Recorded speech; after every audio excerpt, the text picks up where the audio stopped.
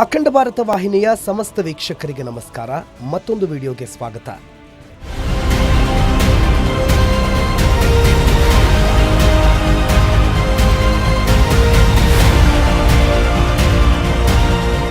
ಭಾರತದ ರಾಜಕಾರಣದಲ್ಲಿ ಅಗ್ರಪಂಥಿಯಲ್ಲಿ ಕೇಳಿಬರ್ತಾ ಇರೋ ಹೆಸರು ಯೋಗಿ ಆದಿತ್ಯನಾಥ್. ಉತ್ತರ ಪ್ರದೇಶದ ಮುಖ್ಯಮಂತ್ರಿಯಾಗಿ ಯೋಗಿ ಆದಿತ್ಯನಾಥ್ ನಡೆಸಿದ ಅಧಿಕಾರ ದೇಶವನ್ನಾಳುತ್ತಿರುವ ಪ್ರತಿ ಮುಖ್ಯಮಂತ್ರಿಗೂ ಮಾದರಿ. ಸದ್ಯ ಯೋಗಿ ಅವರ ಹೆಸರು ಪ್ರಧಾನಿ ಹುದ್ದೆಗೆ ಕೇಳಿಬಂದಿದೆ. 2026ಕ್ಕೆ ಯೋಗಿ ಆದಿತ್ಯನಾಥ್ ಅವರು ಭಾರತದ ಪ್ರಧಾನಿಯಾಗೋದು ಖಚಿತ ಎನ್ನಲಾಗ್ತದೆ. ಹಾಗಾದ್ರೆ ಪ್ರಧಾನಿ ನರೇಂದ್ರ ಮೋದಿ ಅವರು ಅಧಿಕಾರದಿಂದ ಕೆಳಗಿಳಿತಾರಾ? RSS ಲೆಕ್ಕಾಚಾರ ಏನು ಅನ್ನೋದನ್ನ ಹೇಳ್ತೀವಿ. ಈ ವಿಡಿಯೋವನ್ನ ತಪ್ಪದೆ ಕೊನೆವರೆಗೂ ನೋಡಿ.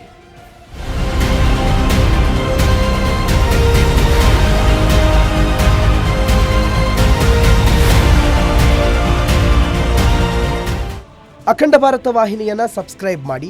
ವಿಡಿಯೋವನ್ನ ಮೊದಲು ನೋಡಲು ಬೆಲ್ ಐಕನ್ ಕ್ಲಿಕ್ ಮಾಡಿ. ವಿಡಿಯೋವನ್ನ ಇತರರಿಗೆ ಶೇರ್ ಮಾಡೋ ಮೂಲಕ ನಮಗೆ ನಿಮ್ಮ ಬೆಂಬಲ ಸೂಚಿಸಿ. ಭಾರತದ ಪ್ರಧಾನಿ ನರೇಂದ್ರ ಮೋದಿ ಅವರು ಯುಗಾದಿಯ ದಿನದಂದೇ ನಾಗ್ಪುರದಲ್ಲಿನ RSS ಕಚೇರಿಗೆ ಭೇಟಿ ಕೊಟ್ಟಿದ್ದಾರೆ. ಭಾರತದ ಪ್ರಧಾನಮಂತ್ರಿಯಾದ ನಂತರ ನರೇಂದ್ರ ಮೋದಿ ಅವರು RSS ಕೇಂದ್ರ ಕಚೇರಿಗೆ ಭೇಟಿ ಕೊಟ್ಟಿರೋದು ಇದೇ ಮೊದಲು.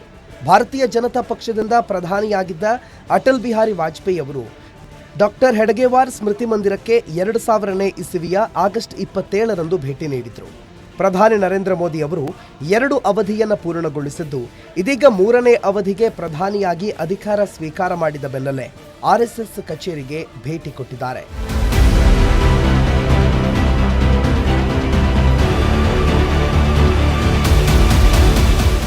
ಪ್ರಧಾನಿ ನರೇಂದ್ರ ಮೋದಿ ಅವರಿಗೆ ನಾಗ್ಪುರದಲ್ಲಿ ಅದ್ಧೂರಿ ಸ್ವಾಗತ ಕೋರಲಾಯಿತು.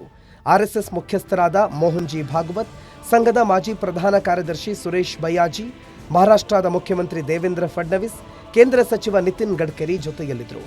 RSS ಕಚೇರಿಯ ರಶೀಂಭಾಗ್ನಲ್ಲಿರುವ ಡಾಕ್ಟರ್ ಹೆಡ್ಗೇವಾರ್ ಸ್ಮೃತಿ ಮಂದಿರಕ್ಕೆ ಭೇಟಿ ನೀಡಿ RSS ಸಂಸ್ಥಾಪಕ ಡಾಕ್ಟರ್ ಕೇಶವ್ ಬಲಿರಾಮ್ ಹೆಡ್ಗೇವಾರ್ ಹಾಗೂ ಸಂಘದ 2ನೇ ಸರಸಂಘ ಚಾಲಕ MS ಗೋಳ್ವಾಲ್ಕರ್ ಅವರ ಸ್ಮಾರಕಗಳಿಗೆ ಗೌರವ ಸಲ್ಲಿಸಿದ್ದಾರೆ. ಪ್ರಧಾನಿ ನರೇಂದ್ರ ಮೋದಿ ಅವರಿಗೆ ಇದೇ ಸೆಪ್ಟೆಂಬರ್ ತಿಂಗಳಿನಲ್ಲಿ 75ನೇ ವರ್ಷ ತುಂಬಲಿದೆ.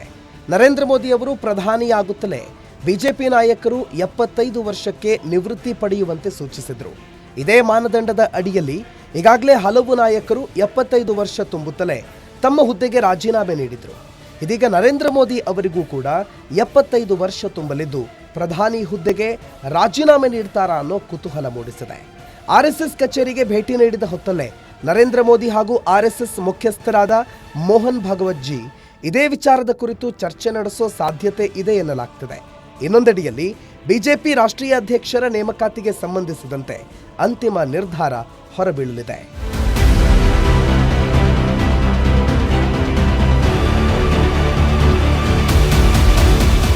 ಮುಂಬರುವ 2029ರಲ್ಲಿ ಲೋಕಸಭಾ ಚುನಾವಣೆ ನಡೆಯಲಿದೆ. ಈ ಚುನಾವಣೆಗೆ ಬಿಜೆಪಿ ಈಗಿನಿಂದಲೇ ಸಿದ್ಧತೆ ಆರಂಭಿಸಿದೆ. ಕಳೆದ ಚುನಾವಣೆಯಲ್ಲಿ RSS ಬಿಜೆಪಿಯಿಂದ ಅಂತರ ಕಾಯ್ದುಕೊಂಡಿದ್ದು, RSS ನಿರ್ಧಾರ ಬಿಜೆಪಿಗೆ ಭಾರಿ ಹೊಡೆತ ಕೊಟ್ಟಿತ್ತು. ಆದರೆ ಮುಂಬರುವ ಚುನಾವಣೆಗೂ ಮೊದಲೇ RSS ಜೊತೆಗೆ ಉತ್ತಮ ಬಾಂಧವ್ಯ ಉಳಿಸಿಕೊಳ್ಳುವುದು ಬಿಜೆಪಿಗೆ ಮುಖ್ಯ. ಇದೇ ಕಾರಣದಿಂದಲೇ ಮೋದಿ RSS ಕಚೇರಿಗೆ ಭೇಟಿ ಕೊಟ್ಟಿದ್ದಾರೆ.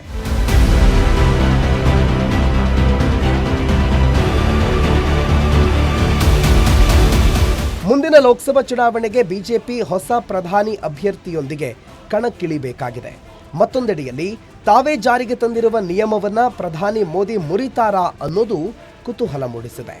ಒಂದೊಮ್ಮೆ ನರೇಂದ್ರ ಮೋದಿ ಅವರು 75 ವರ್ಷಕ್ಕೆ ಸಕ್ರಿಯ ರಾಜಕಾರಣಕ್ಕೆ ನಿವೃತ್ತಿ ಘೋಷಿಸುವ ಸಾಧ್ಯತೆಯೂ ಇದೆ.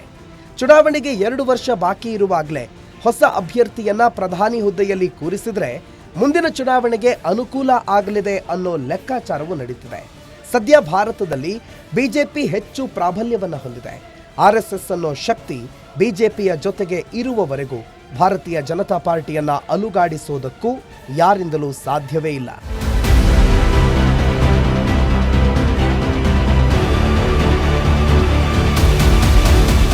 ನರೇಂದ್ರ ಮೋದಿ ಅವರು ಒಂದೊಮ್ಮೆ ಪ್ರಧಾನಿ ಹುದ್ದೆಯಿಂದ ಕೆಳಗೆ ಇಳಿದ್ರೆ ಬಿಜೆಪಿಯಿಂದ ಯಾರು ಪ್ರಧಾನಿ ಆಗ್ತಾರೆ ಅನ್ನೋ ಬಗ್ಗೆ ಚರ್ಚೆ ನಡೀತಿದೆ. ಒಂದೆಡೆ ಗೃಹ ಸಚಿವ ಅಮಿತ್ ಶಾ ಅವರ ಹೆಸರು ಬಿಜೆಪಿ ವಲಯದಲ್ಲಿ ಕೇಳಿಬರುತ್ತಿದೆ. ಆದರೆ ಆರ್ಎಸ್ಎಸ್ ಹಾಗೂ ಬಿಜೆಪಿ ಕಾರ್ಯಕರ್ತರ ವಲಯದಲ್ಲಿ ಉತ್ತರ ಪ್ರದೇಶದ ಮುಖ್ಯಮಂತ್ರಿ ಯೋಗಿ ಆದಿತ್ಯನಾಥ್ ಅವರ ಹೆಸರು ಬಲವಾಗಿ ಕೇಳಿಬರುತ್ತಿದೆ.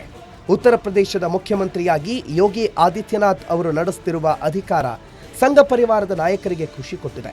ಆರ್ಎಸ್ಎಸ್ ಮುಖ್ಯಸ್ಥರಾಗಿರುವ ಮೋಹನ್ ಭಾಗವತ್ ಅವರು ತಮ್ಮ ಹುದ್ದೆಯಲ್ಲಿ ಇರುವಾಗಲೇ ಯೋಗಿ ಆದಿತ್ಯನಾಥ್ ಅವರನ್ನ ಪ್ರಧಾನಿ ಹುದ್ದೆಯಲ್ಲಿ ಕಾಣೋದಕ್ಕೆ ಕಾತರರಾಗಿದ್ದಾರಂತೆ. ಈಗಾಗಲೇ ಆರ್ಎಸ್ಎಸ್ ಭಾರತದ ಮುಂದಿನ ಪ್ರಧಾನಿ ಯೋಗಿ ಆದಿತ್ಯನಾಥ್ ಅನ್ನೋದನ್ನ ಖಚಿತಪಡಿಸಿದಂತಿದೆ. ಆದರೆ ಬಿಜೆಪಿ ಪಕ್ಷದಿಂದ ಅಂತಿಮವಾಗೋದು ಮಾತ್ರ ಬಾಕಿ ಉಳಿದಿದೆ.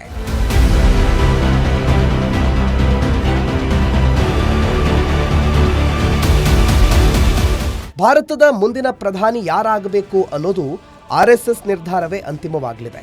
ಈ ಹಿಂದೆ ನರೇಂದ್ರ ಮೋದಿ ಅವರನ್ನ ಪ್ರಧಾನಿ ಹುದ್ದೆಯಲ್ಲಿ ಕೂರಿಸಿದ್ದು ಕೂಡ ಆರ್ಎಸ್ಎಸ್. ಈಗಾಗಲೇ ಗುಜರಾತ್ನಿಂದ ನರೇಂದ್ರ ಮೋದಿ ಅವರು 11 ವರ್ಷಗಳ ಕಾಲ ಪ್ರಧಾನಿಯಾಗಿ ಸೇವೆ ಸಲ್ಲಿಸಿದ್ದಾರೆ. ಮತ್ತೆ ಗುಜರಾತ್ನ ಅಮಿತ್ ಶಾ ಅವರಿಗೆ ಪ್ರಧಾನಿ ಹುದ್ದೆ ನೀಡೋದಕ್ಕೆ ಆರ್ಎಸ್ಎಸ್ ಸಿದ್ಧವಿಲ್ಲ. ಹಿಂದುತ್ವವನ್ನು ಸಂಪೂರ್ಣವಾಗಿ ಬಿಜೆಪಿಯತ್ತ ಸೆಳೆಯೋದಕ್ಕೆ ಯೋಗಿಯೇ ಬೆಸ್ಟ್ ಅನ್ನೋದು ಆರ್ಎಸ್ಎಸ್ ಲೆಕ್ಕಾಚಾರ.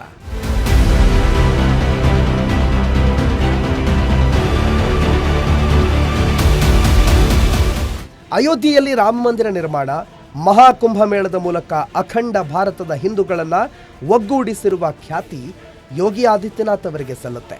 ಪ್ರತಿಪಕ್ಷಗಳ ಟೀಕೆಗೆ ಕೆಲಸದ ಮೂಲಕವೇ ಉತ್ತರ ನೀಡೋ ಕಾರ್ಯವನ್ನ ಮಾಡುತ್ತಿರುವ ಯೋಗಿ ಆದಿತ್ಯನಾಥ್ ಅವರು ದೇಶದ ಪ್ರಧಾನಿಯಾಗಿದ್ದರೆ ಕಾಂಗ್ರೆಸ್ ಸೇರಿ ಇತರೆ ಪಕ್ಷಗಳು ಸಂಪೂರ್ಣವಾಗಿ ನೆಲಕಚ್ಚೋದು ಗ್ಯಾರಂಟಿ. ಎಲ್ಲ ಅಂದುಕೊಂಡಂತೆ ಆದರೆ ಮುಂದಿನ ಯುಗಾದಿ ಹೊತ್ತಿಗೆ ಯೋಗಿ ಆದಿತ್ಯನಾಥ್ ಅವರು ಭಾರತದ ಪ್ರಧಾನಿಯಾಗೋದು ಖಚಿತ. ಮತ್ತೊಂದು ವಿಡಿಯೋ ಜೊತೆಗೆ ಮತ್ತೆ ನಿಮ್ಮ ಮುಂದೆ ಬರ್ತೀವಿ. ಅಲ್ಲಿವರೆಗೂ ನೋಡ್ತಾ ಇರಿ ಅಖಂಡ ಭಾರತ, ಸನಾತನ ಯುಗ ಆರಂಭ.